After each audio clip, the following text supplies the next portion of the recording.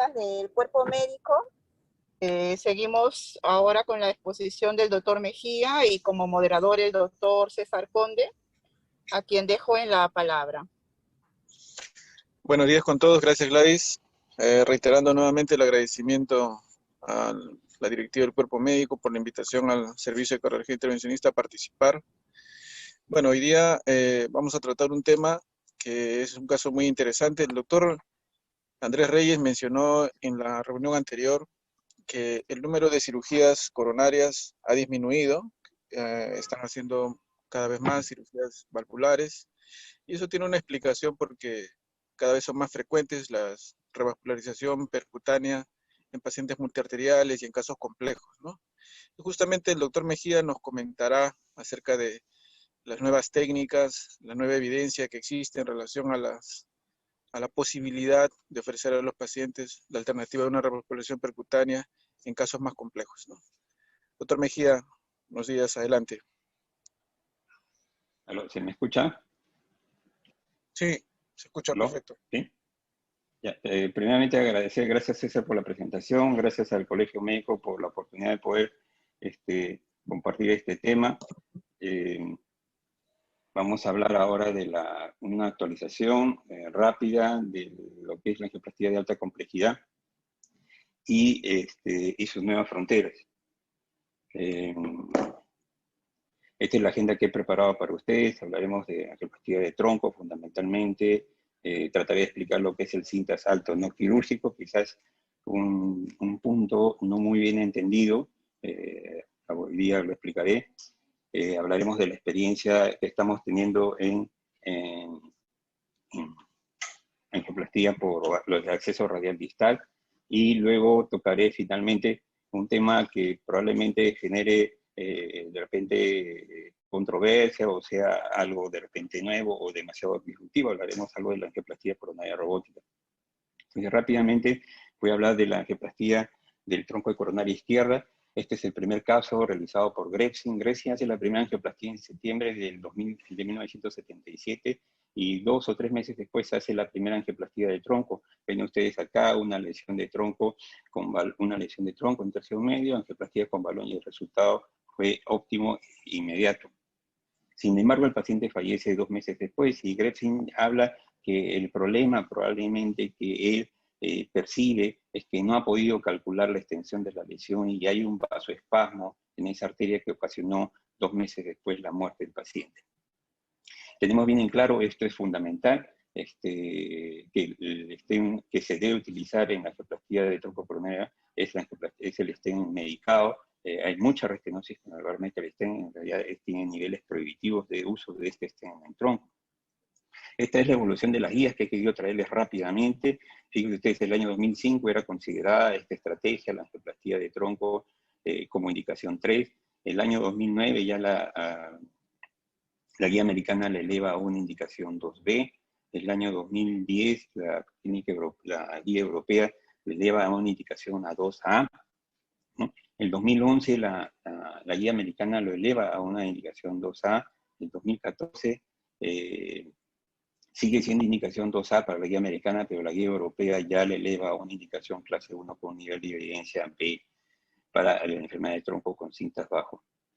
Esta es la guía actual, la indicación clase 1, la guía europea, lesión de tronco con cintas bajo. Yo quiero mostrarles acá el registro británico. El registro británico muestra de angioplastía de tronco 19.482 pacientes en 7 años de este registro. Fíjense ustedes aquí, la curva, hay un incremento de hacer este tipo de tratamiento percutáneo en la angioplastía de tronco.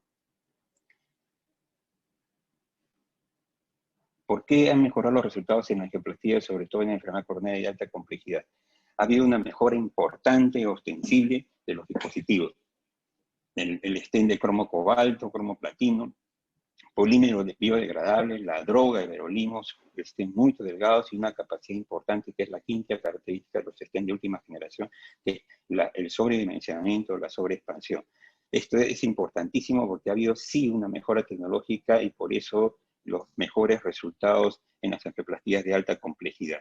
También el acceso radial, la técnica misma, nuevas cuerdas, nuevos balones, nuevos stents, las herramientas diagnósticas IFR, IBUS, tomografía de coherencia óptica, las drogas mismas, Plazurel, Ticagrelol, doble antiagregación plaquetaria, criterios para una mejor selección de la doble antiagregación plaquetaria y ciertamente también el uso de la tomografía para poder evaluar estos pacientes. Este es el estudio EXCEL que pasó rápidamente a mencionar el diseño, 2.905 pacientes, cintas score menos de 32, enfermedad de tronco, tenían que ser elegibles, igualables, randomizables para ambas estrategias, angioplastía y cirugía. Se usó el stent de everolimus, un stent de segunda generación, y bueno, son los seguimientos al año, 6 meses, y al 5 años con puntos duros, muerte, infarto y stroke. Este es el estudio Noble, otro de los estudios importantes en enfermedad de tronco comparando con cirugía. Fíjense ustedes, aquí no hubo criterio de cintas score, pero los pacientes deberían ser elegidos. Se excluyeron los pacientes con oclusión crónica y con bifurcación importante, severas calcificaciones. Fue randomizado en angioplastía y enfermedad y cirugía cardíaca, y los puntos, muerte, infarto periprocedimiento, necesidad de repetidas revascularizaciones, stroke, una media de 3 años y seguimiento a 5 años. Pero estas son las diferencias importantes en estos dos estudios, que son grandes. El número de pacientes más en el ensayo trial, el número de centros más en el ensayo de Excel, en el Excel, 126 pacientes, fíjense ustedes, comparado con 36 pacientes en Noble. Número de países que participaron en el Excel, mucho más países, 17 países comparado con Noble con 7. El cintas score fue bajo, no fue intermedio o bajo en el Excel, y en el Noble no hubo restricción en relación a cintas. Estos son los puntos duros. Se agregó en el Noble la necesidad de revascularización miocárdica, la trombosis de stent, sorprendentemente aquí en el Excel fue 0.82%, no sorprendentemente el Nobel, que fue un tanto mayor a 3%.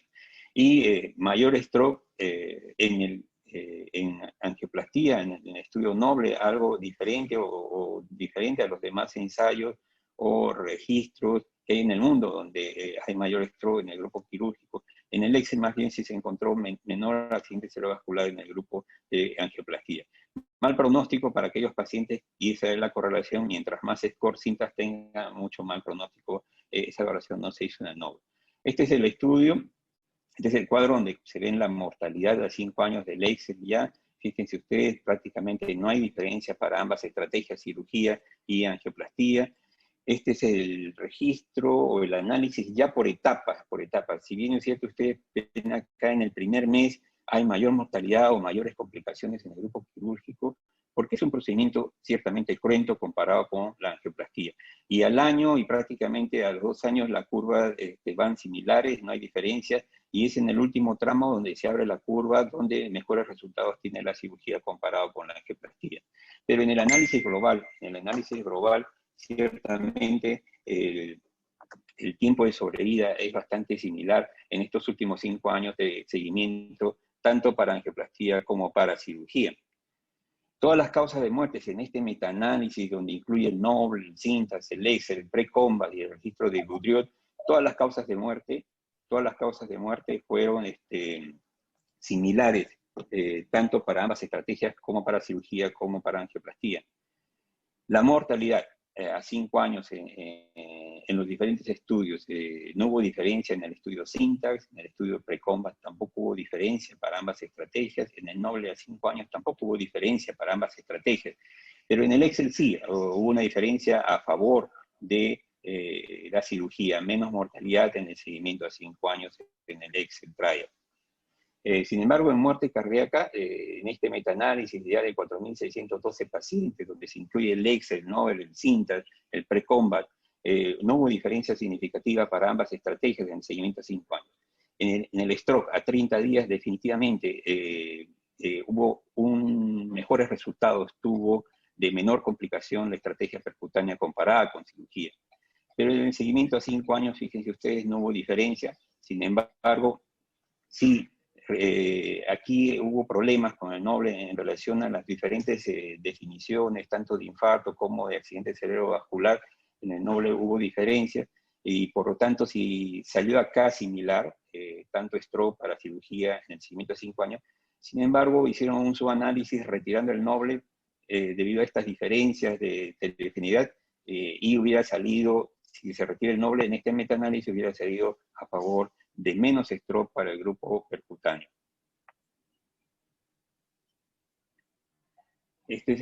Todas las causas de infarto, igualmente no hubo diferencia para ambas estrategias.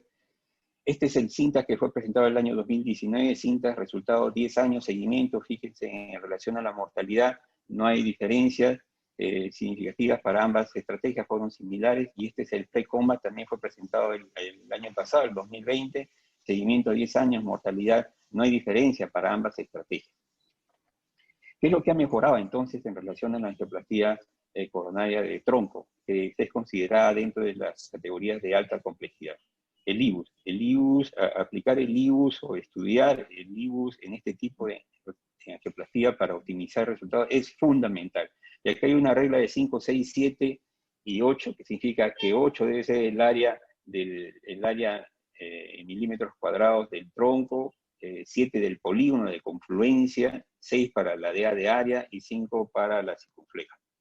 Estos son los estudios donde demuestran que cuando uno tiene una adecuada expansión del polígono de confluencia valorada por IBUS, los MEIS a 2 años, la curva de Kaplan-Meier libre de eventos a 2 años es mejor cuando hay una mejor expansión a este nivel de los stents. Este es otro estudio donde se valora la angioplastia guiada de tronco por IBUS y la que no se utilizó IBUS, sino guía angiográfica. Y ustedes acá ven en la curva de libre evento de Kaplan-Meier sobre vida, donde se ve que se optimizan los resultados clínicos en el seguimiento a 3 años cuando se usa esta herramienta tan importante como es el ultrasonido intracoronario.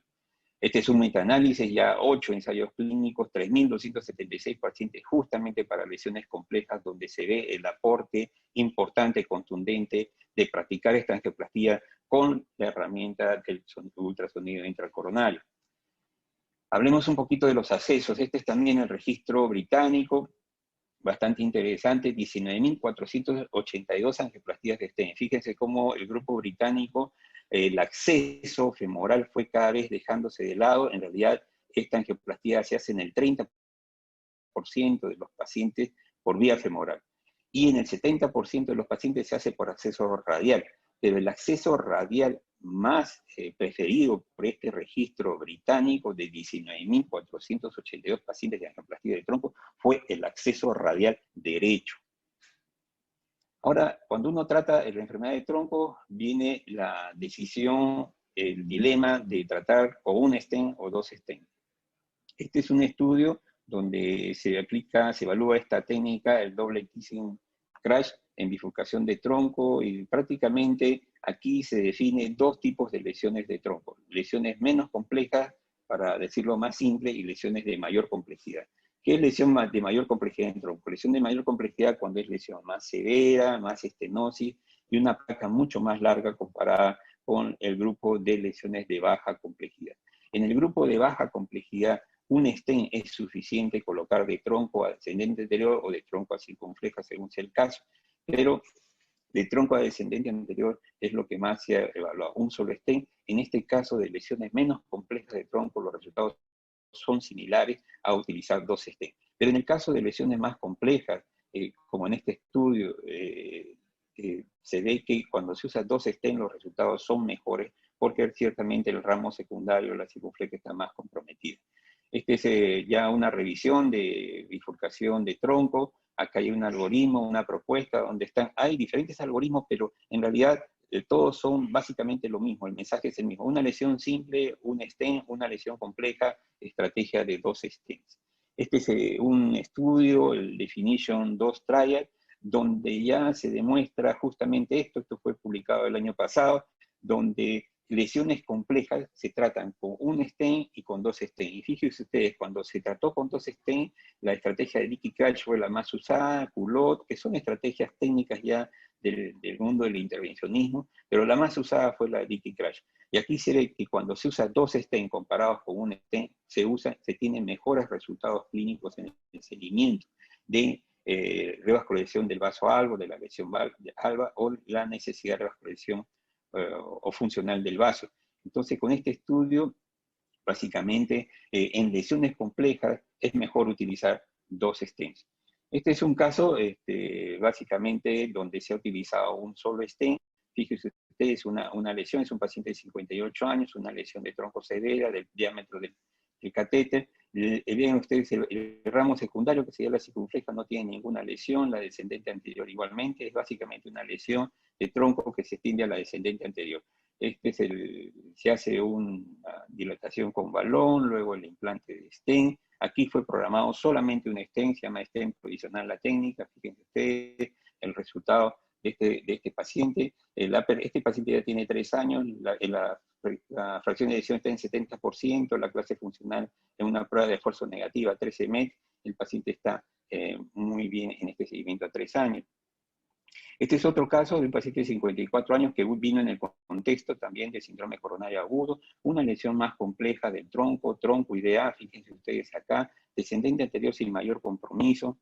Fíjense ustedes aquí, otra vez la misma lesión, pero en circunfleja no está comprometido el ósteo, pero hay una lesión de circunfleja en el tercio proximal, por lo tanto no hay una lesión de bifurcación, es de tronco a descendente anterior. Otro aspecto importante a favor de la angioplastía de tronco es que la coronaria derecha está muy bien, está permeable, no tiene lesiones, eso da una cierta seguridad para tratar este tipo de pacientes. Entonces, ¿qué es lo que se hizo? Angioplastía con balón del tronco a la descendente anterior, acá se planificó un stent provisional, un solo stent. Este stent que se coloca es a la lesión del tercio proximal de la descendente anterior, pero sin comprometer el ostium del tronco, el ostium de la circunfleja hacia el tronco, y aquí se está realizando el implante de stent de tronco a descendente anterior. Esta es una estrategia de stent provisional, un solo stent en el tronco ADA, y fíjense ustedes ahí el resultado. Este es otro caso, igualmente este caso del hospital, un caso también igualmente complejo, la coronaria derecha sin complicaciones, pero fíjense ustedes acá un tronco muy corto, lesión muy severa de ADA y muy severa de la circunfleja. Este caso fue planificado para angioplastía con dos stents, básicamente por el ángulo de tratamiento, el abordaje un poco complejo de la circunfleja, se decidió colocar un segundo stent, y aquí la estrategia era básicamente una estrategia de T-stent. Aquí estamos colocando el stent del tronco corto hacia la DA, aquí dilatando la circunfleja, y finalmente ustedes ven ahí el resultado final. Este es un caso que hemos hecho acá en el hospital, en el INCOR. Este es otro caso, un caso igualmente con todas las juntas médicas del grupo clínico, del grupo quirúrgico, rechazado para cirugía. Es un caso que se optó por tratamiento percutáneo, y aquí se aplicó esta técnica que es la más usada en el mundo, que se llama Dicky Crash, que es una técnica asiática promocionada o promovida por el grupo asiático.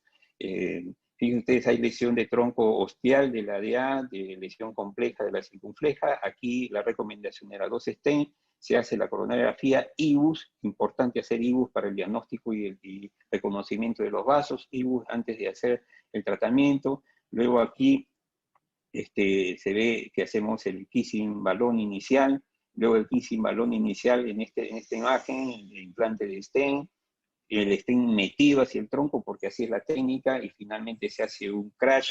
Este es el crash, donde la porción de la circunfleja del stent que está en el tronco se aplasta, se hace un crashing, y luego viene el implante del stent del tronco a la DA,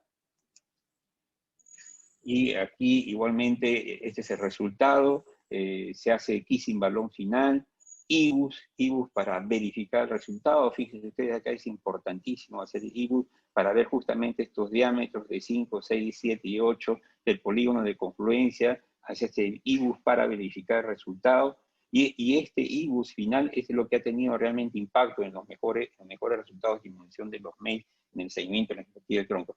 Se vio el IBUS y se vio la necesidad de hacer un tercer kissing balón. Estamos haciendo un kissing balón acá, y este es el resultado final. Solo para que ustedes vean ahí cómo vino el paciente y el resultado final de esta angioplastía de tronco compleja con 2 stents con técnica de Dicky Crash. Entonces, ¿qué podemos decir? Ciertamente, en la angioplastía del tronco tenemos 2 estrategias, y ambas estrategias son procedimientos realmente muy diferentes. Uno, podríamos decir que el tratamiento percutáneo tiene ventajas iniciales muy tempranas, menos invasiva, rápida recuperación del paciente y menos complicaciones, por lo menos en los primeros 30 días.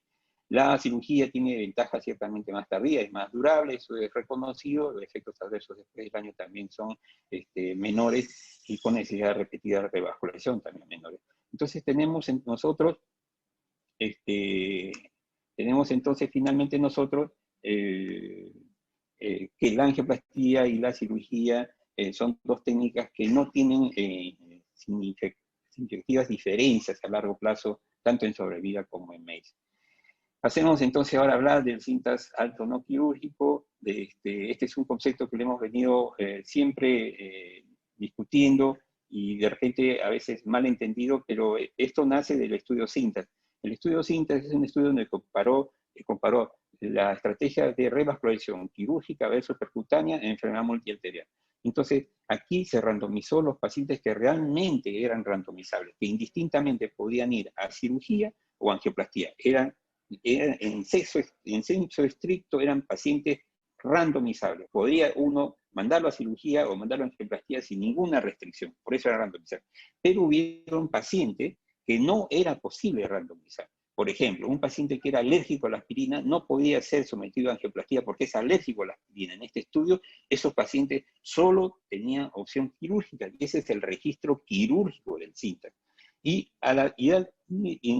la misma manera, hubo un registro de angioplastía donde solo los pacientes no era posible randomizar, a pesar que tuvieran cintas 32, 40, 50, porque simplemente la descendente anterior tenía mucha enfermedad vascular distal, no había buenos lechos vasculares, el paciente no podía ser sometido a tratamiento quirúrgico. Entonces este es el registro de cirugía, de angioplastía con cintas alto. Y aquí nace el concepto de cintas alto, donde el paciente no es quirúrgico por el cintas, simplemente la única opción que tiene es tratamiento percutáneo.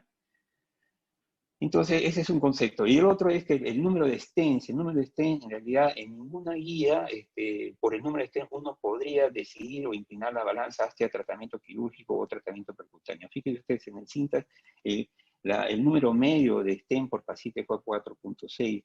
Y este es un trabajo ya bien conocido, es un reporte del 2010, donde un paciente de 56 años, donde se ha operado, ha tenido 28 cateterismos en 10 años de su vida, y ya recibió 67 stents, que es el registro más alto de stents en un paciente en el mundo. Este es otro aspecto importante también que yo quisiera remarcar, que es valorar el impacto del implante de la arteria mamaria descendente anterior en la reducción de isquemia. Estos son dos casos de nuestros pacientes. Y fíjense ustedes acá, yo lo he traído acá para visualizarlo mejor.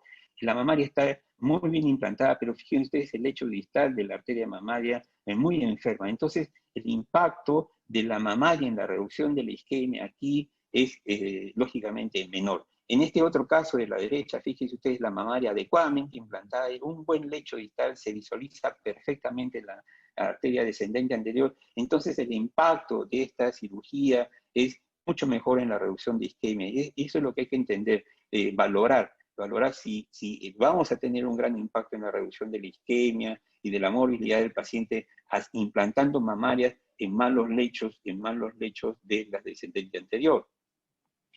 Entonces, ¿cómo nosotros podemos decidir, hacer la estrategia de decisión? Porque aquí hay que decidirlo y esto se hace siempre con un GERTI. Los cintas score, el cintas 2 score son herramientas muy valiosas para poder valorar entre una u otra estrategia el riesgo del paciente y con qué mejor estrategia uno podría ofrecer al paciente. El STS score, el impacto del implante de mamaria izquierda de A es otro aspecto importante que ya les mencioné, y también valorar el hecho distales. Fíjense ustedes acá, este es un caso también de nuestro hospital. Miren dónde está el puente venoso, prácticamente el área de riesgo isquémico es mínima a este nivel, o sea, un mal lecho distal, acá hay una lesión severa, probablemente este paciente se hubiera beneficiado de una angioplastía.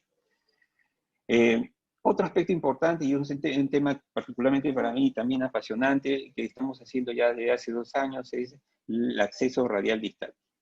El acceso radial distal es un acceso que inicialmente apareció como una necesidad de poder recanalizar las obstrucciones de las arterias radiales cuando se hace acceso radial. Rápidamente fue promovido por el doctor K. Benesch, como una opción, una alternativa de acceso vascular. Se compartió rápidamente por las redes, muchos cardiólogos intervencionistas la tomaron y usaron en cierta manera la punción guiada por ultrasonido. El objetivo de hacer acceso radial distal es preservar el arco palmar. Aquí tenemos 3 modelos, fíjense ustedes, cuando la arteria cubital se ocluye, y miren cómo está la arteria radial perfundida y el arco palmar. Cuando la arteria radial se ocluye, esta es la arteria cubital, fíjense ustedes cómo está el arco palmar. Y aquí sí, es un caso donde la arteria radial distal que fue tratada está ocluida, pero el arco palmar miren ustedes cómo se preserva adecuadamente perfundido. Entonces, el diámetro de la arteria radial distal es mucho menor que la arteria radial convencional y que la arteria cubital, es mucho menor. Hay una curva de aprendizaje más o menos un poquito larga, de 50 pacientes en realidad, pero no hay reportes de isquemia ósea cuando uno maneja la arteria radial distal o la manipula. La tasa de trombosis o de oclusión de la arteria radial distal en este reporte fue 0.8% y en la radial convencional 1.2%. Este es un trabajo que le agradezco al doctor López que me lo haya proporcionado, justamente ha salido hace parece un par de semanas. Fíjese usted, aquí comparan la oclusión radial en las dos técnicas, la radial convencional y la radial distal. El crossover, esto es importante ver acá, 13%, es decir, intenté hacer radial distal, en 13% de los pacientes no pude hacerlo y pasé a radial convencional. Un crossover de 13%, las complicaciones vasculares similares para ambas estrategias, y la diferencia es que hay mayor oclusión de la radial convencional que la radial distal. Hay menor oclusión de la arteria radial distal cuando uno manipula la arteria radial distal. Este es otro trabajo donde se ve que mientras más punciones radiales distales hace el médico, por arriba de 50 sus tiempos comienzan a mejorar. Esto, como le dije, requiere una curva un poquito larga, pero finalmente accesible y alcanzable. Esta es ya mismo la técnica, es para mostrarle dónde es el lugar de punción, la forma, pero también se hace cateterismo derecho-izquierdo mínimamente invasivo. Esto se puede lograr. Aquí en INCOR nos faltaría solamente catéter más largo de 120 centímetros para poder hacer todo por la radial distal, derecho-izquierdo. Es un nuevo acceso mínimamente invasivo. Esta es la forma como se hace la punción. Fíjense ustedes, en Estados Unidos se hace guiado por ecocardio ultrasonido, se hace la punción. Esta es la primera punción que nosotros hicimos en febrero del año pasado aquí en INCOR. Fue un catéter proporcionado por que nos puso a disposición la doctora María Angélica Rojas, un paciente que había necesidad de evaluar la arteria mamaria después de una cirugía inmediata, ¿no? Entonces aquí estamos realizando la primera punción radial distal. Esta es la punción, cómo se realiza, tanto la radial izquierda o la derecha, usando los mismos conceptos de la punción radial convencional, exactamente lo mismo y los mismos insumos, solamente que el lugar de punción es el diferente, ¿no? Luego que se hace esto, la punción radial distal, se pasa a la correguía con la técnica de Sennlinger, se progresa los catéteres exactamente similar a la radial convencional. Este es un caso donde hay una arteria tortuosa, y aquí se realiza una angioplastía de tronco por radial distal. Este es un caso que yo quería mostrarles que fue realizado por vía femoral, pero quería yo mostrarles porque el diagnóstico fue por radial distal y no se pudo hacer por el vasoespasmo, ¿no? Entonces, en este planeamiento decidimos nosotros hacer por femoral. Pero fíjense ustedes, yo solamente para mostrarles ya el nivel de alta complejidad de angioplastía que estamos realizando. Esta es una oclusión crónica, fíjense, prácticamente flujo anterior de la coronaria derecha, de severa, no se ve, y solo se visualiza por circulación colateral. Se logró con éxito, fíjese usted, este es el resultado final, se hizo por vía antegroda, y este es el nivel de angioplastía que ya se está realizando en el servicio de intervencionismo, angioplastía de muy alta complejidad. ¿Y por qué estamos logrando este tipo de éxito de angioplastía muy compleja? Porque han mejorado los dispositivos y ciertamente hubo oportunidad de aprovechar la acreditación internacional para especificar y tener gestiones técnicas de estos nuevos dispositivos, y es las grandes oportunidades y las grandes ventajas que da la acreditación internacional, y ya los resultados. Tenemos mejores dispositivos, gestiones técnicas justamente para poder trabajar con mayor tasa de éxito. Ya, eso fue por femoral. Pero este caso también fue complejo, es una oclusión crónica con doble visualización, así estamos enfrentando las oclusiones crónicas con cateterismo de coronaria derecha y el tronco. Aquí una descendente anterior crónicamente enferma, esta es una oclusión crónica, se visualiza por inyección simultánea de la coronaria derecha para ver la circulación colateral y la descendente anterior. Miren ustedes, este es el resultado que tenemos, un éxito en la recanalización de la descendente anterior. Aquí estoy con el doctor Marcos López, que me está siguiendo justamente en esta técnica, y para mí es una gran satisfacción, sobre todo que ayer me decía el doctor Marcos López que aquí en Perú, en INCOR, ha aprendido la técnica radial distal, y se entrenó en Europa ciertamente, y aquí le hemos dado la oportunidad, y él está funcionando muy bien ya la radial distal. Aquí vemos al paciente con el acceso radial derecho, radial distal derecho, ambas radiales distales se hicieron en este procedimiento de alta complejidad. Esta es la manera de retirar el introductor, similar como la radial convencional, ¿no? Y como nosotros lo hacemos, este es el primer caso que hicimos en radial distal. Se retira el introductor con este apósito de gasa y finalmente se hace un vendaje en 8. Este es el registro de INCOR. La mayoría de los pacientes vienen con cardiopatía estable. Tenemos casi 20% de síndrome coronario agudo, 7% de los pacientes en nuestro registro con síndrome coronario ST elevado. Hemos hecho angioplastías, coronariografías, la mayor cantidad de pacientes con angioplastías. Se ha hecho oclusiones crónicas, IFR, IBU se hace con radial distal sin ningún problema. Este es en los primeros 3 meses de la experiencia. Fíjense ustedes, nuestra tasa de éxito era 77%, con complicaciones 3.8%. Hoy día ya estamos en 142 pacientes, 90% de éxito, 9.8% de pacientes hacemos crossover. La tasa de complicaciones ha bajado de manera importante a menos de 1%, y solamente un sangrado, ninguna complicación vascular. Más o menos estamos igual que los registros anteriores. Recuerden que les dije recordar que en el último estudio hubo 13.3 de crossover, justamente en ese estudio. En todo caso, en nuestro registro tenemos 9.8% de crossover. Entonces, el acceso radial distal es una mejora, sobre todo para los que hacen radial izquierda, es más cómodo, es un acceso que también ayuda a aquellos pacientes que tienen poca movilización del brazo, es bastante cómodo, es un acceso alternativo, que puede ser utilizado, siempre pensar en el acceso radial distal, ayuda también para la potencial necesidad de recanalizar la arteria radial que se ha ocluido. La ventaja es que es bien superficial la radial distal, no entra a compartimentos internos del brazo, y hay un bajo riesgo demostrado de la oclusión de la arteria radial cuando se usa radial distal. Este es el último caso que hicimos, la oclusión crónica del paciente de Chinchaya, que nos permitió tomar una foto. Acá está todo el equipo, quedamos muy contentos todos en hacer con 2 radiales distales una angioplastía de muy alta complejidad, oclusión crónica. Acá está todo el equipo de enfermería, de tecnólogos, y todos felices por haber alcanzado con éxito esta angioplastía. Finalmente, quiero hablar de un tema, y ya con esto termino, el tema de la angioplastía asistida por robótica. Cuando uno habla de estos temas, sobre todo en el medio médico y en un sistema de salud como el nuestro, donde no hay muchos recursos, podría uno hablar o pensar que esto es bastante controversial y bastante lejano. Yo hoy día me he propuesto en esta última parte de la presentación, hablarles de la angioplastía robótica, pero además, que esto ya lo he conversado y lo hemos conversado en el servicio de intervencionismo, promover el inicio de un proyecto de mejora del servicio haciendo angioplastía robótica en INCOR. Esto es parte de telemedicina, el mismo concepto de telemedicina. El médico está en un lugar, el paciente en otro lugar, y da algún tipo de servicio de atención de salud.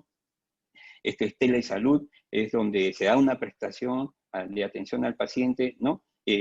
Con la utilización de todas estas herramientas tecnológicas, independientemente de dónde se encuentre el paciente.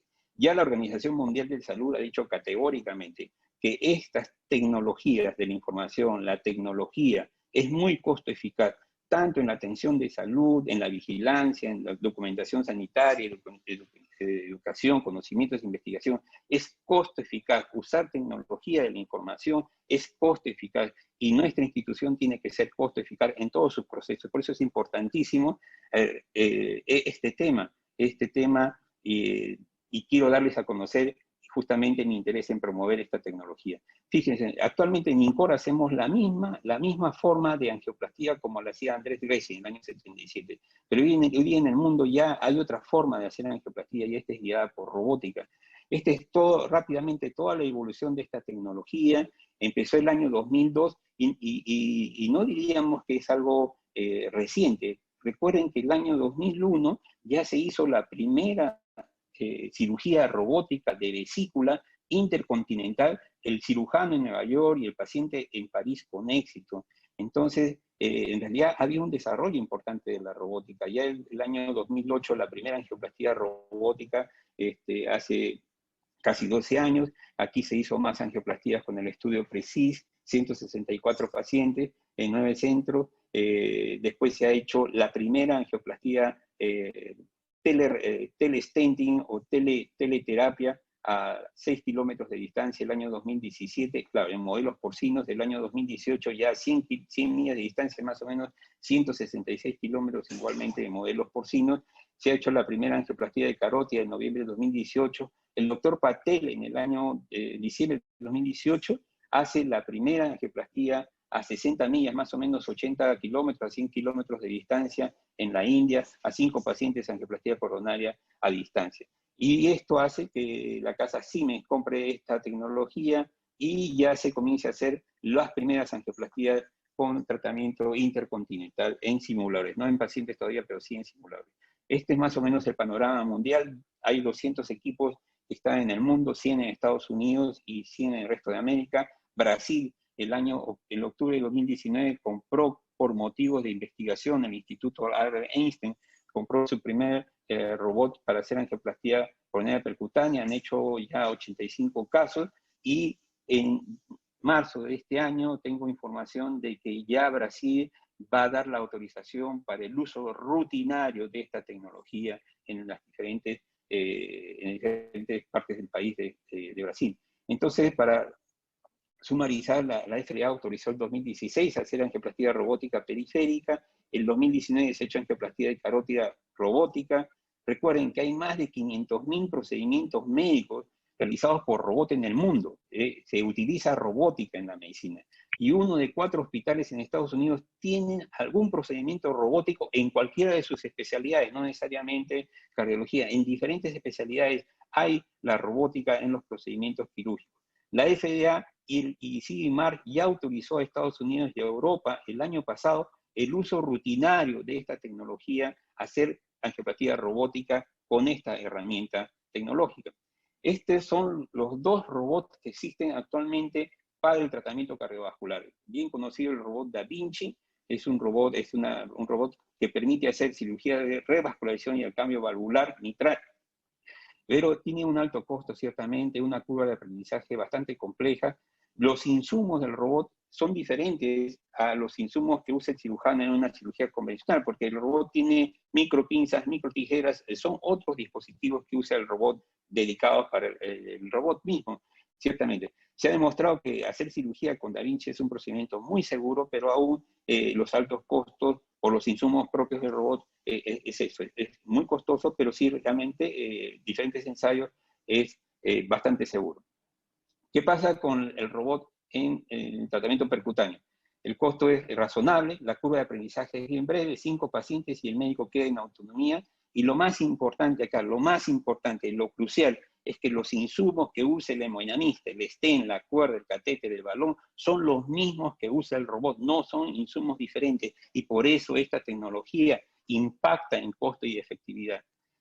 Quiero también mostrarles aquí, también rápidamente, los pasos de hacer la angioplastía convencional son los mismos para hacer la angioplastía robótica. Es decir, se valora la lesión, se navega con la cuerda 014, se mide la lesión y se implanta el stent. Básicamente es lo mismo. Quiero hablarles también una ventaja importante de hacer angioplastía por robot. Miren, actualmente nosotros usamos un protector, gorros plomados, lentes plomados, mantita de plomo. Es toda la estructura, todo el armamento de protección radiológica que usamos en una angioplastía convencional.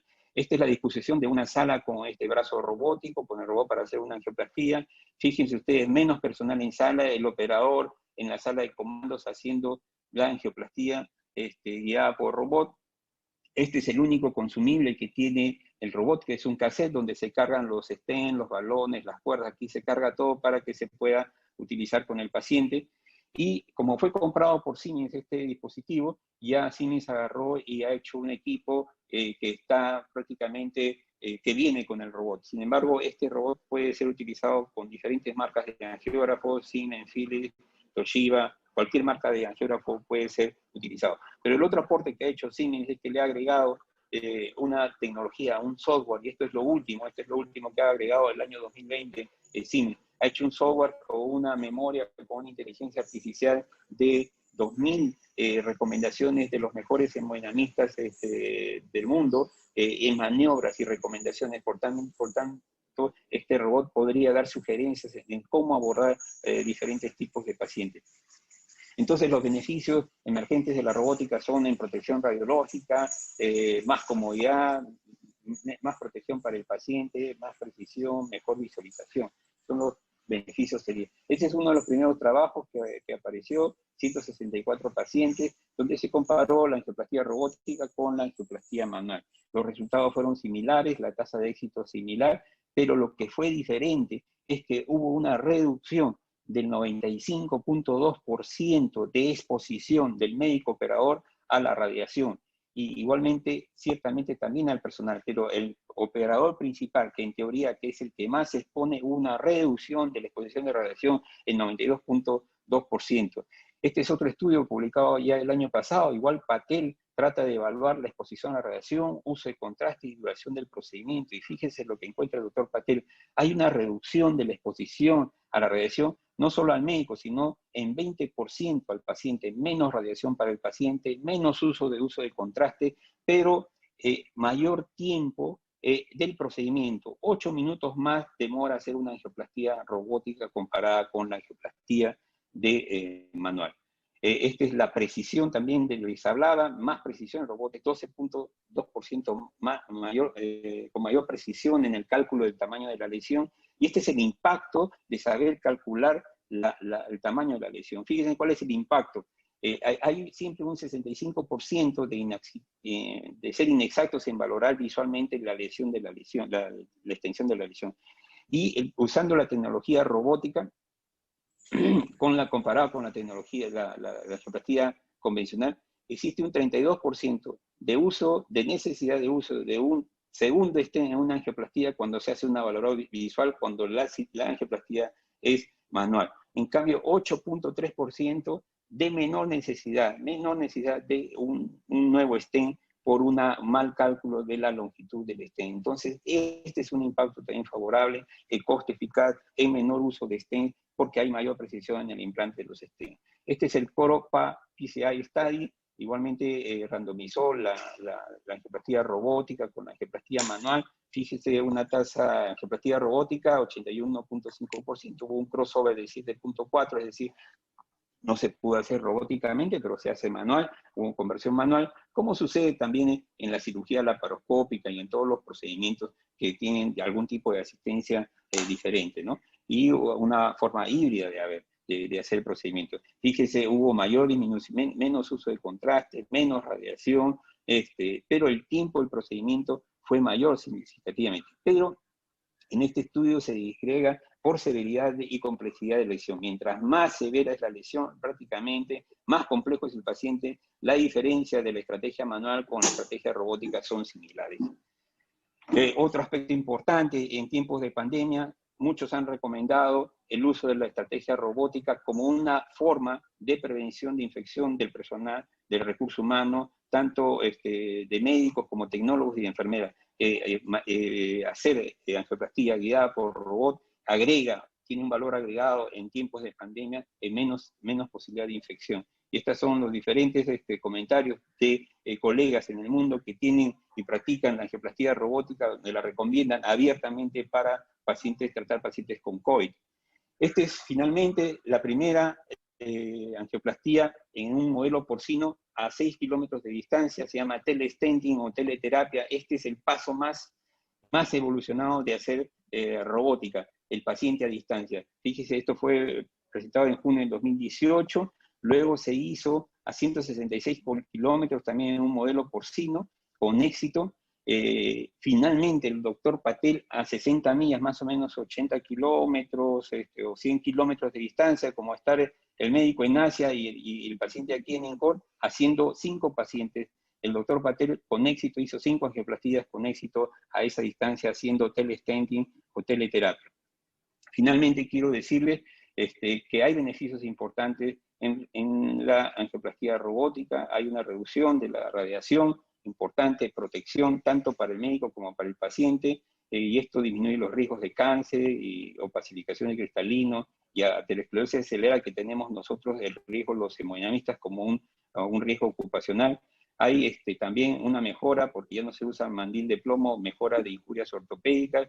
Hay una precisión del implante del stent con un mejor cálculo de la lesión, por lo tanto podría haber un ahorro ahí, y ciertamente demostrado en diferentes estudios, en menor uso de stent porque hay una mayor protección. Y en tiempos de pandemias recomendados para la infección por COVID. Y el futuro, ¿cuál es el futuro? Como yo les he mencionado, hacer teleterapia, teleangioplastía, telementoring, tener un soporte de una red de sala de hemodinámica. Es la realidad de salud. Por ejemplo, Arequipa hace procedimientos diagnósticos, muy difícilmente hace procedimientos terapéuticos en angioplastía. Podría ser el INCOR un soporte para esos lugares donde hacen procedimientos, y podríamos apoyar desde el INCOR con esta tecnología. Igualmente Huancayo tiene sala de hemodinámica, pero se hacen procedimientos diagnósticos. Podría ser una expansión de la red, y ustedes saben, INCOR tiene esa misión. INCOR nació para siempre estar un paso adelante en la tecnología en el país. Entonces, este sería el futuro. El futuro es promisorio, pero la realidad que es una tecnología que ya está siendo recomendada para uso rutinario. Bueno, con esto termino. Muchas gracias. Muchas gracias, doctor Mejía.